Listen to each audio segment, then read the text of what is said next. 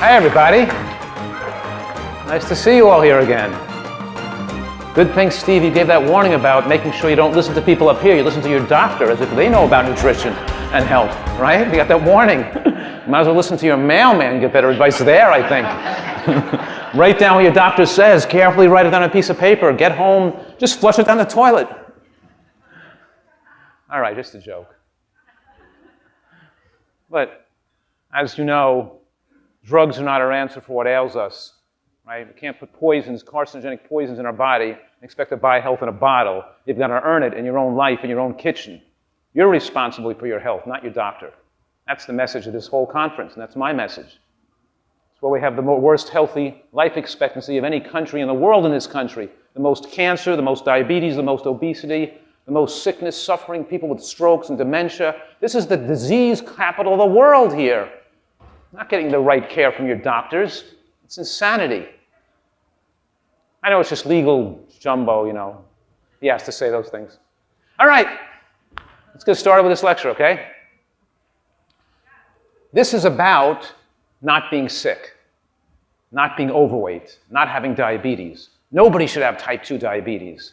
If you have diabetes, don't treat it, don't control it, get rid of it. Become non-diabetic as fast as possible, because if you have diabetes, you're aging your body, you're aging your brain, and you're causing internal destruction and damage to your body for every day you have it. So we're talking about that every person that's overweight is shortening their lifespan needlessly. And if you're overweight, you're in a pre-diabetic position. In other words, if you're overweight, you're starting to damage your body like a person is who has diabetes, because fat cells on your body block the uptake of insulin and make the beta cells in the pancreas respond by producing excessive amounts of insulin. Being overweight causes excessive amount of insulin production from the beta cells, even if you're not diabetic. And that excessive production of insulin shortens your lifespan, ages your brain, increases your risk of heart disease, and increases your risk of cancer. We have to get our population back to a healthy weight. There's no diet style that's healthy if you're not staying at your ideal weight, staying at a reasonable weight for the rest of your life without yo-yoing it. So let's get started with this lecture, because we're talking about eating a diet that isn't just lower in calories, but you can do it. You can follow it comfortably for the rest of your life, because here's what I'm saying. Here's the overall premise of this lecture. It's that if your diet is high enough in nutrients and high enough in fiber, it'll suppress your appetite and take away your desire to overeat. If you eat the right foods, you'll be able to control your appetite. If you eat the wrong foods, you won't be able to. So let's get started. First of all, we should know that heart disease hardly occurred in human history. Even 120 years ago, there were less than 3% of Americans had heart attacks and strokes. Here's a slide I cut and pasted off the American Heart Association's website to show that in 1900, only a small fraction of Americans had heart disease. And there are populations around the world, like the Catawba Island studies, that don't have any heart disease or high blood pressure in those populations. And they don't even have histories of anyone having high blood pressure or having heart attacks in their ancestors as well. You had to work hard to create these diseases and to get overweight. Human populations were not overweight and didn't carry an extra 20, 30, 40, 50, 60 pounds on their body. The average American woman is 60 pounds overweight today. The average American woman, right? The average American male is 80 pounds overweight. So we've gained weight all through the last 100 years, and of course people know that in around 1950, 1960s, we discovered vitamins and minerals. We could put it into Tang, into Kool-Aid, into, we had vitamin pills. Everybody thought, wow, we have it licked. People can take nutrients now and get healthier and have less cancer. What happened to that? Well, cancer rates skyrocketed and obesity rates skyrocketed further. What are these synthetic petroleum-derived chemicals that taken as vitamin pills? Are they killing people with cancer? Is that what happened here? Well, part of it, yeah, maybe it's a little of what happened. But the main thing is, people can now think they can take a vitamin pill, and they don't have to get the vitamins from food. They can take a folic acid pill, and don't have to take folate from vegetables anymore. They think they're like, that we've developed this pill mentality. We take a vitamin pill to get our nutrients, And we go to a doctor and we take more pills if we have any problems that develop. Instead of trying to eat right, we think we can buy our health in a bottle or in a pill. That's really worked well, huh? Facts are that if we plot the amount of unrefined plant food, meaning fruits and vegetables and beans and nuts, if we take the foods you can gather or farm or raise, natural foods, and we plot how much a country eats, we can see that the more plant foods they have, you see how the plant foods are going up? Don't forget, a caveat here, these statistics are 1970. And that's data is collected is through the 1960s.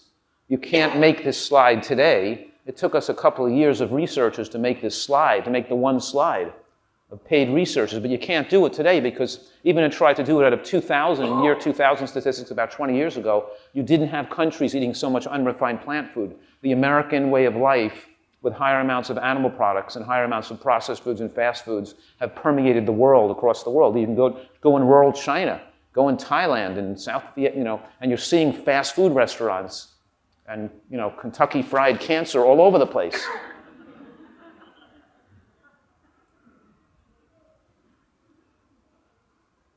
It's funny because all these people who started these fast food companies and became very wealthy all died real young. Like they dropped dead in their 50s. It's like the linebackers on football teams. They make millions of dollars and they eat this diet and they take to get really big, but they're all dead. The shortest lived people in North America, the Nash study, show that linebackers on football teams that make all that money, have the shortest lifespan of any occupation in North America. Size is not the criteria for wellness. Fitness, not size. I could get bigger if I ate a more rich diet with more meat. I could get a little larger with more meat. I don't want to get larger with more meat. I want to live longer. Getting larger means you're promoting growth as an adult. When you promote growth, just promoting growth on your body is going to promote growth of cancer too.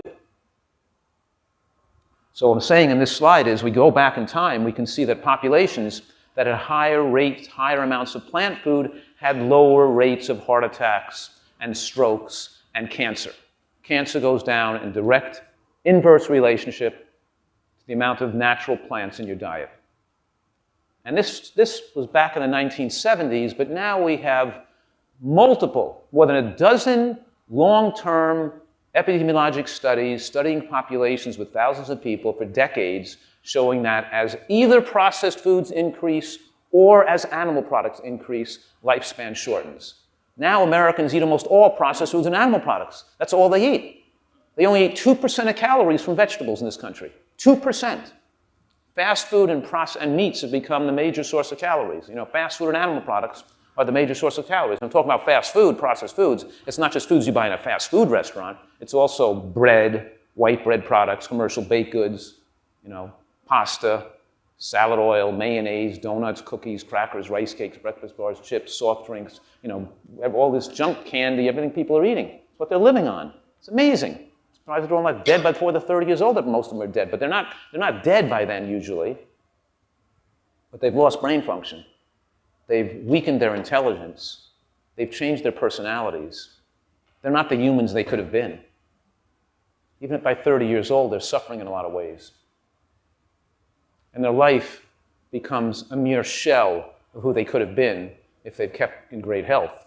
And they get to be 50 years old, and they start suffering with medical problems. And even though they're alive, they're just a mere fraction of the life they could have had. Living with fear, taking medications with side effects, being fearful and feeling poorly your whole life, headaches, fatigue, sickness, mental fog, difficulty concentration, unable to be active and physically fit. We have to change things. You guys have to help be the change. You first have to be the person who's manifesting that change. And then you can radiate out that feeling and that love and that concern for others by being a role model. And then you have some effect on other people in your circles. And it's happening, but it has to happen more.